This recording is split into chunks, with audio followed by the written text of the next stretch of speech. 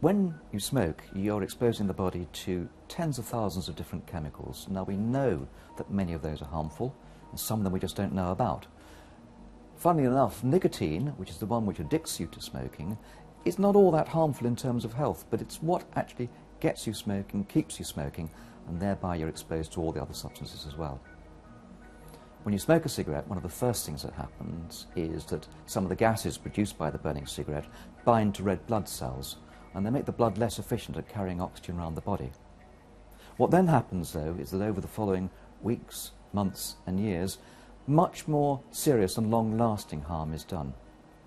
Now, everybody thinks about lung cancer when they first think of smoking, but smoking increases the risk of all sorts of cancers.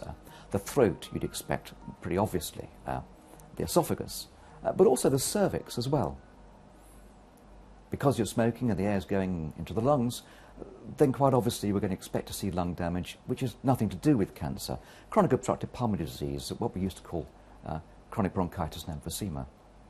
But one of the most harmful effects of smoking is on blood vessels, and if those blood vessels are supplying your heart, for instance, you can get coronary artery disease, end up with heart attacks and angina.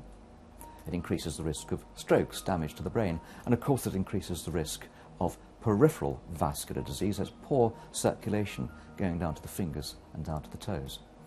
So smoking has a huge number of ill effects, and one of the odd things is that every year that goes by we're discovering more harmful things that unfortunately smoking does.